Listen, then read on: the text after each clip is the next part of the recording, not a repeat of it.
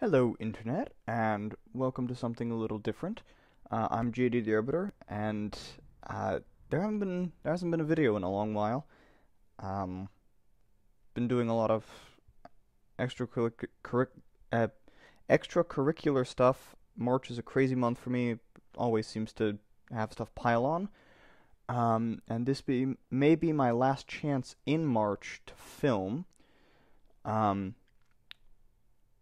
Today I'm going to talk to you guys about something that I feel a lot of people have a lot of trouble with, and that's finishing your homework quickly but still doing a good job. So this is my history homework.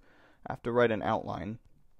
Um, and now you may know me as, and if you do, you know that I'm a very lazy person, so I like to get these done relatively quickly. But you can't just get through it quickly and still expect to get a good grade. So this is something that my freshman English teacher taught me how to sort of write very quickly. I'm going to show you a few of the tricks that I use to get through my history outlines quickly and how I would be able to expand that into a full, well-written essay in a matter of about a half hour. So first of all, we have our question. To what extent did the federal government change under President Theodore Roosevelt in regard to two of the following: labor, trusts, conservation, and world affairs? Alright, keywords. We have to what extent. We have to talk about Theodore Roosevelt, and we have to use two of these. Now, when you're reading this, you should automatically pick which two you want. So I'm going to go with labor and trusts. Or trusts and world affairs. Those two combinations are going to be the easiest. That's where the most wealth of material is going to be that I can access from my head. It needs to be fresh in the top of your mind in order for you to be able to write quickly. I'm using Google Docs. I like Google Docs. That really has nothing to do with speed or efficiency, but if you are at school and you need to access this at school, like you forget to bring it, so you ask the teacher, can I print it? It's there, and you have it. It's not like, oh shoot, it's on a Word document on my home computer and I can't access it. It's no hassle. It saves automatically, so I don't have to hit, Command S every 10 seconds. Alright, I think I'm going to go with trusts and world affairs because Teddy Roosevelt was known for, big stick. So, first of all, we're studying for an AP test, right? So you have to remember a few things. You must, in your thesis, include the words Theodore Roosevelt, and you have to include something about some measure of extent. So, the federal government changed greatly, or showed great progress, or progressed largely, some sort of way to communicate to whoever is going to be grading this essay that you understand the question means to what extent, and you're going to answer that. You can't just state TR. I'm going to use TR to abbreviate that because it's just my teacher and that's the abbreviation she uses. You can't just say something like TR changed government to be more active in trusts and world affairs. That's not a thesis. That's a fact. Your thesis is something you're trying to prove. So your thesis would be something like, let's see, in terms of trust busting and world affairs, the federal government increased its presence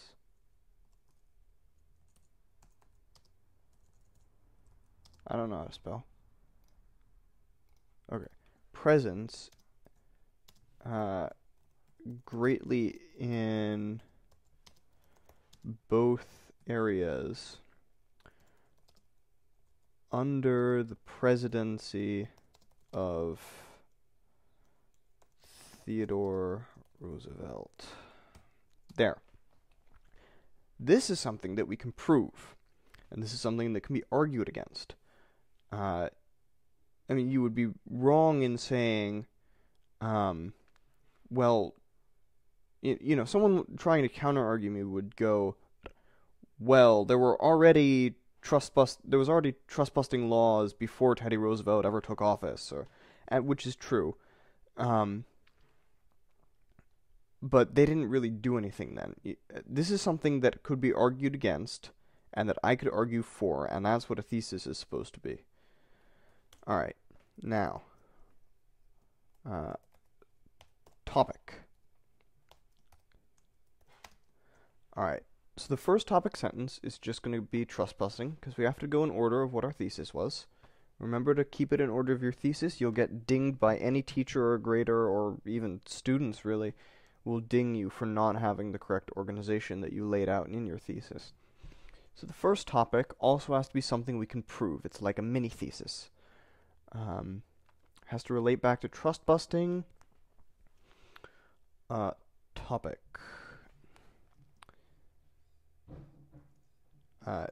During Theodore Roosevelt's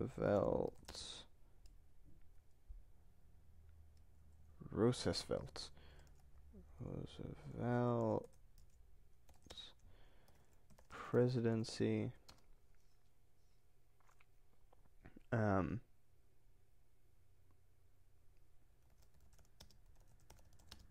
trust busting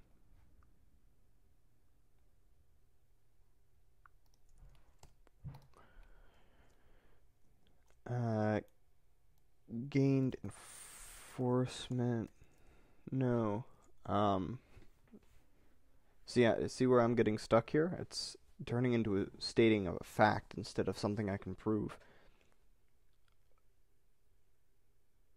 Trust busting gained importance.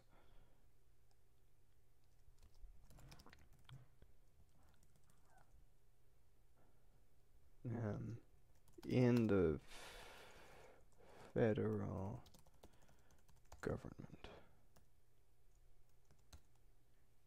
Alright, that's fairly reasonable. Now we cite our evidence.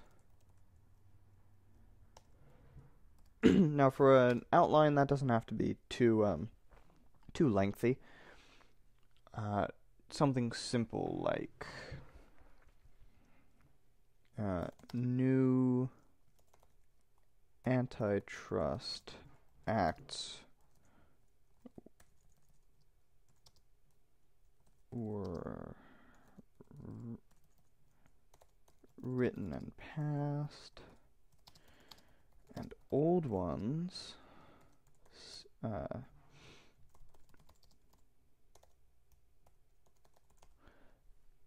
having some specifics is always good, were enforced. Alright, now that's fairly reasonable evidence. The analysis and the topic sentence are where you're going to have the most trouble. I don't usually see people, when I'm peer editing essays, messing up on the evidence portion. There are times in DBQs, document-based questions, where people will cite source A, and I'll have read all the sources, so I know what they're trying to do with source A, but they've cited completely the wrong portion of it. I was grading a paper the other day, and it cited as evidence for why money spent on spaceflight could be put to other things. It cited a quote, "The NIH is the National Institute of Health," and the rest of the source said something to the effect of, research conducted by the NIH has greatly improved the standard of living, and it would be nice if we had some more money in order to, conduct more of this good research that has helped destroy diseases and stuff like that.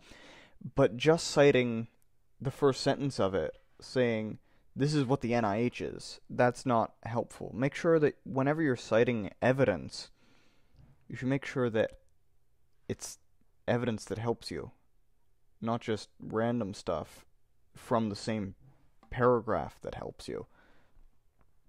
That's the only problem I've really ever seen, at least recently, that I can call to memory. You know, I'm certain 7th, 8th grade people were, Boo Radley is a recluse because Tom Sawyer hit him with a frying pan. Or some equally horrible passage. Wrong universes. They didn't even... Mark Twain and Harper Lee didn't even live at the same time. Come on, JD. Okay, analysis. Back to the important stuff.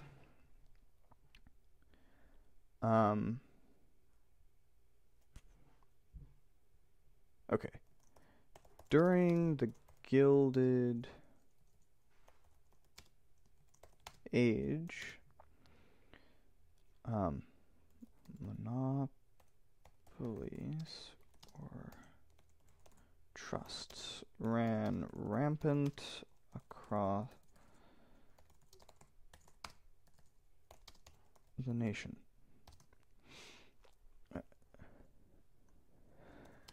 Due to this outbreak, make sure to, include a little bit of fancy language. I mean, there's no real such thing as good words or bad words, but, don't swear in your essays. That's usually bad. But, something like rampant or outbreak, something a little bit out of the ordinary is usually going to get you a 9 on the AP test. Half the time, for the AP test, you don't actually have to answer the prompt in order to get a 9. You just have to use flowery language and be a good writer. We read these things in, this is not as much for history, but for English. The English AP, we were reading some essays that got 9s, and they just didn't answer the question. I would suggest you answer the question and go with, a guaranteed 7 or 8 instead of taking a gamble, not answering the question, and hoping that you get a 9. That risk-reward, seems like the smarter thing to do, to actually do what you're supposed to do. And we were all very annoyed that they got a 9. It's like, but you didn't even address the question. Always address the question, especially using the correct language. See, we have our Theodore Roosevelt. We have trust busting in world affairs. We have to what extent. If you miss any of those, unless you do something silly and use a bunch of flowery language, you're going to get a 6 or a 5 at best. Alright, due to this outbreak, antitrust acts were passed, but until TR were never enforced.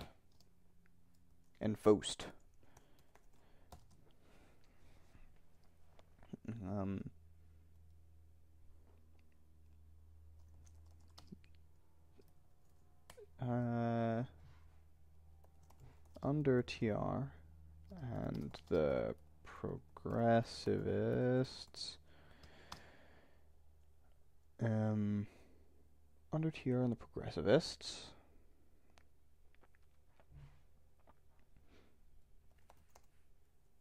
trust busting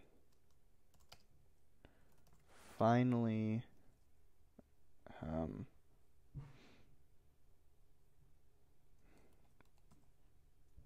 became important matter and was addressed thusly. It's not the best sentence I've ever written, but it'll do. And that's really all you need for an outline.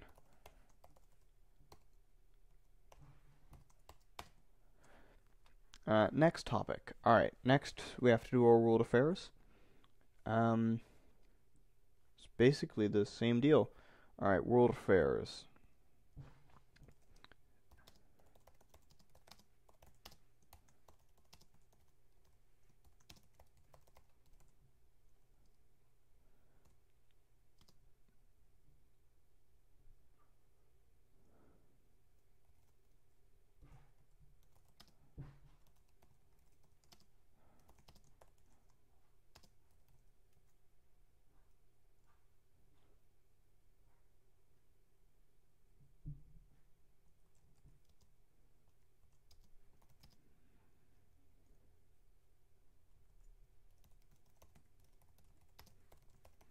Okay, that's something we can prove. Evidence. Well, that one's easy. We have let's use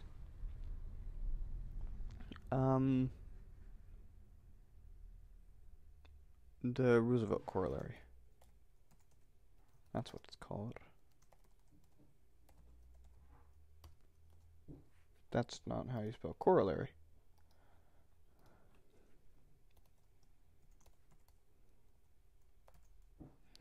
Now, the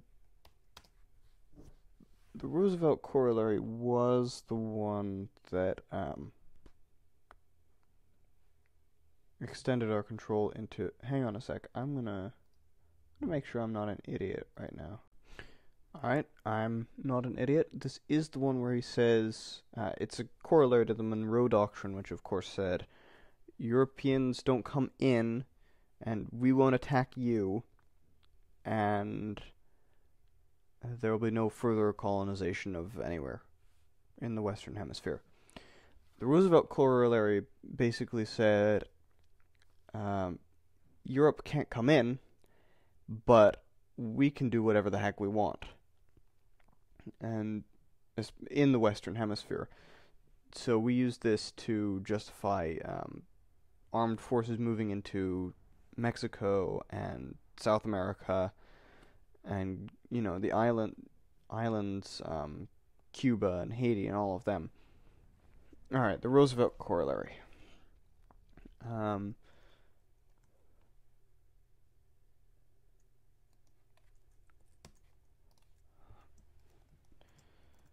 The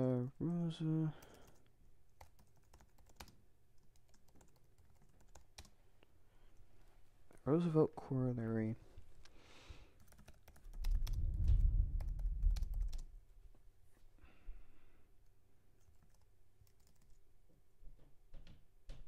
It started a period of pseudo-colonization of South America and islands in the Pacific Ocean and the Gulf of Mexico.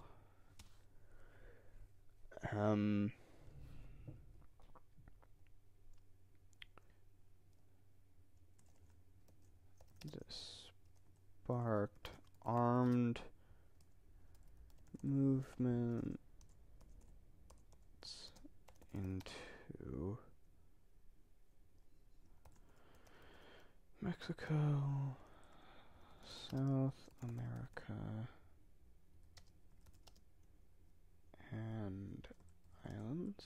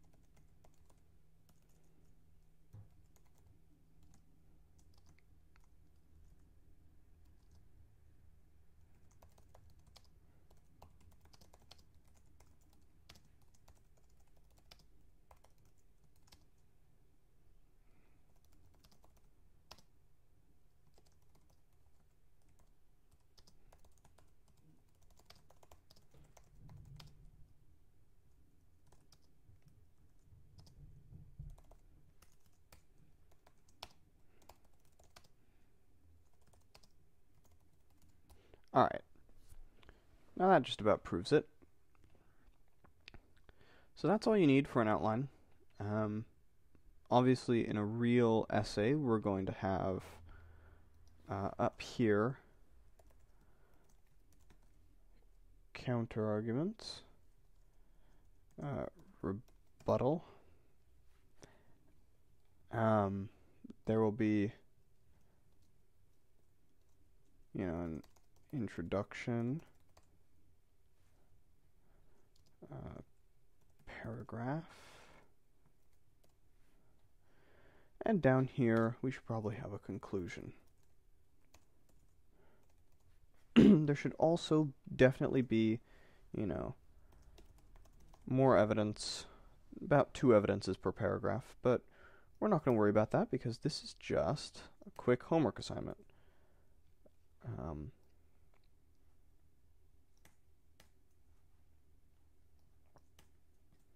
And there you have it. That's how I would write my outline. That's how I did write my outline. I'm going to turn this in, and you know, this is probably enough. This is about what I do every time, and I get 4 out of 4 on these things. Expanding it into an essay, you would of course, have specific quotes. This would be for a DBQ type question, where you would have, source A through H, and you would use specific quotes from them. This is slightly underanalyzed. I would have about 3 sentences at least of analysis per evidence, and you're going to want to have 2 evidences per paragraph. So evidence should never take more than a sentence. You don't want that to be too long. If we're preparing for an AP class, a test grader on the actual AP test is going to look at your essay for about 90 seconds. So you want to make it as easy for them as possible, because a happy test grader is better than a not happy test grader. You don't necessarily need a conclusion, and in fact it can hurt your essay if you write it poorly. So if you're shaky on your conclusions, I wouldn't put it in. We've run a bit long, so I'm going to cut it there. I hope this helps anybody who's had trouble sort of writing essays and preparing for AP sorts of things. I hope this makes your homework quicker in the future. This is JD the Arbiter signing off. Thanks for watching, guys.